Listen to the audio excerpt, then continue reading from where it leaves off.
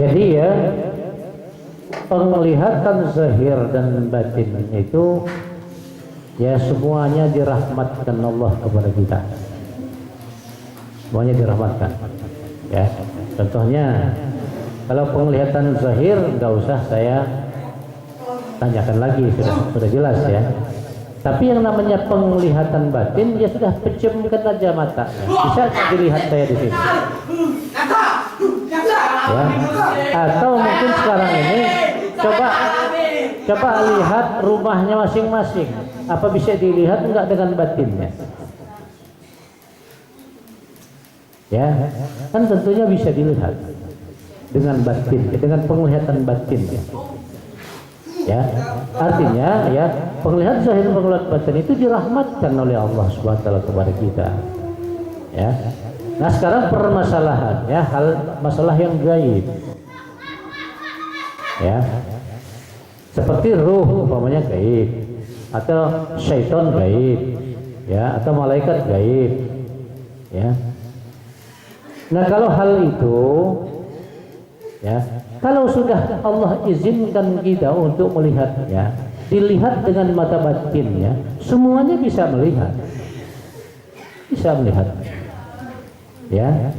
Nah, begitu juga kalau yang belum dirahmati oleh Allah Subhanahu wa taala untuk melihat hal-hal yang gaibnya juga nggak bisa dia akan lihat. Ya. Nah, itu tergantung dengan rahmatnya Tuhan. Ya, tapi kalau masalah penglihatan batin semua bisa melihat, batinnya bisa melihat. Ya, semua batin bisa melihat. Ya, berarti diri zahir kita punya mata, diri batin kita punya mata. Kan begitu. Ya. Nah, oleh sebab itu kalau supaya batinnya itu, penglihatan batinnya itu terang, batinnya harus disehatkan. Ya, batinnya harus sehat. Supaya mata batinnya terang. Ya. Ya, sama dengan penglihatan jasad ini ya. Kalau jasad kita ini, penglihatan jasad kita ini, kalau di biji mata kita itu timbul satu masalah atau enggak sehat ya, mesti penglihatan zahirnya juga enggak akan sempurna karena ada sesuatu penghalang. Nah, begitu juga batin kita. Kalau batin kita itu banyak kotorannya, ya enggak bisa melihat juga hal-hal yang enggak gaib karena ada penghalang masalah. Nah, sebab itu kalau kita ya menginginkan supaya batin kita terang, kotorannya harus dibersihkan. Ya, kotorannya harus dibersihkan. Ya, karena tidak semuanya kalau masalah penglihatan batin ya, tidak semuanya bisa melihat. Ya, itu tadi. Ya. Nah, kalau umpamanya ada yang dirahmati oleh Allah SWT, terang penglihatan batinnya sehingga dia bisa melihat kepada makhluk-makhluk Allah yang gaib, bisa dilihat oleh dia, ya bersyukur namanya. Ya, kita bersyukur kepada Allah Subhanahu wa taala. Jadi permasalahan apakah semuanya orang itu dirahmati oleh penglihatan zahir, penglihatan batin, semua dirahmati oleh Allah Subhanahu wa taala. Ya. Semua dirahmati. Ya, contohnya itu tadi. Kalau saya sekarang ini ya bertanya kepada jemaah, 25 tambah 25 berapa jumlahnya? Ya, enggak usah diucapkan. Sudah diketahui oleh batinnya dan sudah dilihat. Angka 25 tambah 25 itu sudah dilihat oleh batinnya, jumlahnya juga sudah dilihat walaupun tidak dilihat oleh zahir, tapi batinnya sudah melihat, sudah dilihat. Ya, berarti batinnya tidak buta.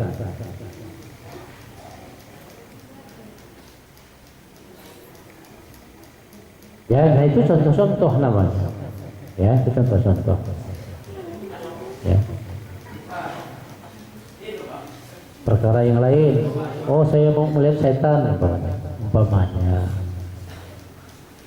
Ya, maka enggak ditampakkan oleh Tuhan yang namanya setan itu secara wujudnya, karena setan itu jelek. Kalau dinampakkan oleh Tuhan nanti kita ketakutan, nanti kita takut, maka enggak dinampakkan. Hanya yang dinampakkan itu tanda-tandanya yang dinampakkan. Di mana tanda-tandanya itu? Tanda-tandanya itu ada di dirinya manusia. Ya. Kalau tabiatnya orang itu jelek, jahat, nah itulah tanda-tandanya setan di dirinya manusia itu ada setan. Dilihat tanda-tandanya, kelakuannya. Ya. Jadi kalau kita mau melihat setan yang nyata, enggak usah terus kita pergi ke mana-mana, mau intip di jembatan itu enggak usah. Ya, lihat aja pada dirinya. Ya, jadi kalau besok pagi itu waktu subuh masih terik selimut, nah itulah namanya setan yang nyata itu. Ya, itu setan itu ternyata namanya. Itulah perwujudan daripada rohaninya. Ya, jadi nggak usah terus kita mau intip-intip di jembatan itu, nggak usah. Lihat aja pada dirinya. Kalau kita mau melihat setan, ya, karena setan itu ada pada diri manusia. Malaikat juga ada pada diri manusia. Ya, mudah kalau mau lihat malaikat. Sebab tanda-tandanya malaikat itu dia selalu taat, selalu patuh, ya, dengan perintahnya Tuhan. Kalau dirinya itu, ya, selalu tunduk patuh dengan Tuhan, itu tanda-tandanya malaikat situ ada. Ya, jadi nggak jauh, ya, nggak jauh.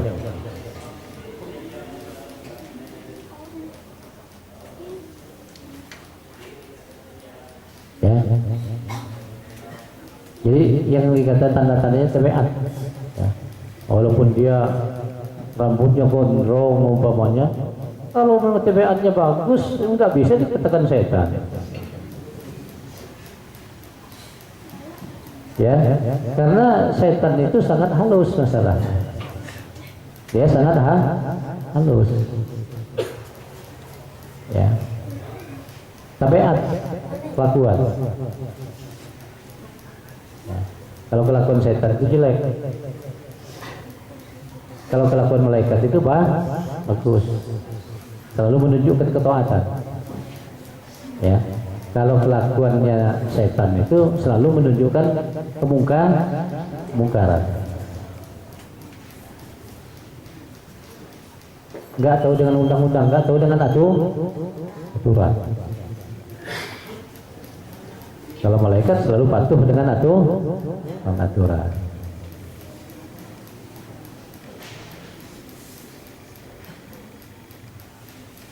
Kan gitu ya? Gitu apa bukan? Banyak yang nggak terima ya.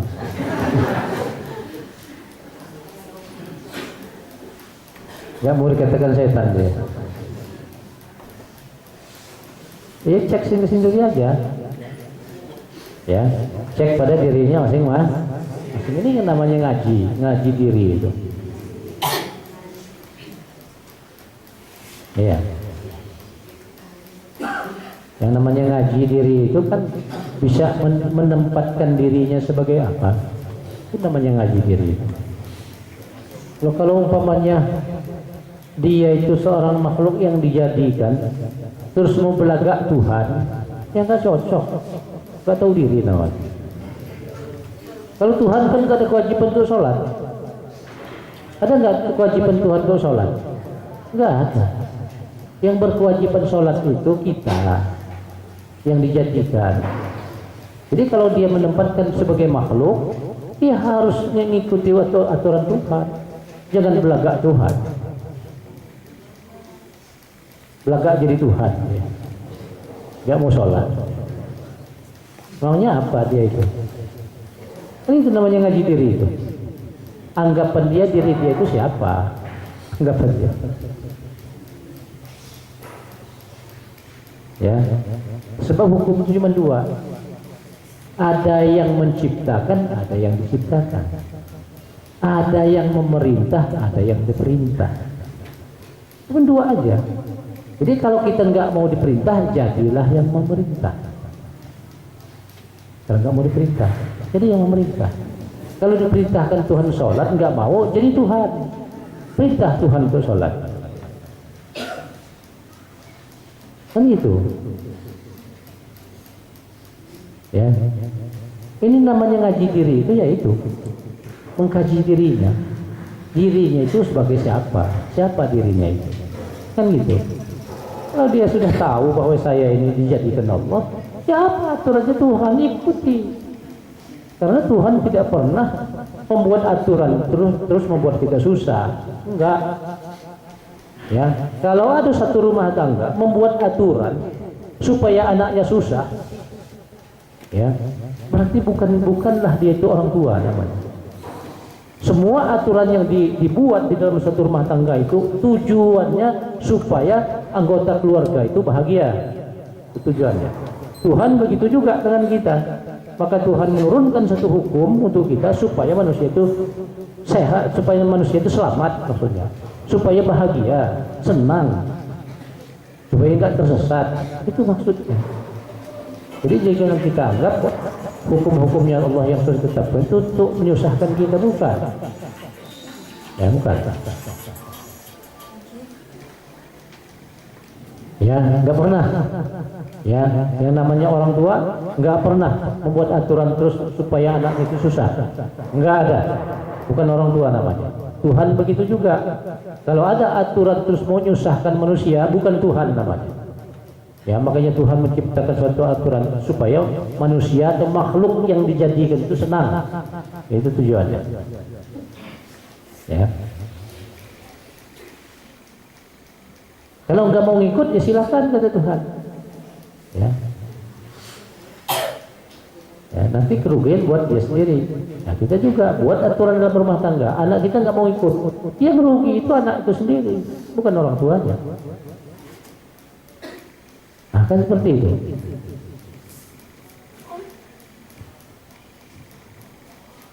Ya, ini yang namanya ngaji diri. Jadi, ya, letakkanlah dirinya itu sebagai apa? Kalau dia sebagai makhluk, harus patuh taat kepada Sang Khalik. Enggak ada jalan lain daripada itu. Kalau dirinya diletakkan sebagai makhluk, ya. Tapi kalau dia nggak mau ngikut, sudah letakkan dirinya sebagai Khalik, atur dunia ini sama dia. Mampu nggak dia atur? Nah, kan gitu. Ya, baik. Ini karena kita liburnya agak panjang, 2 minggu ya. 2 kali pertemuan ya. Nah, maka saya sengaja jam 12 kita baru bubar malam hari ini.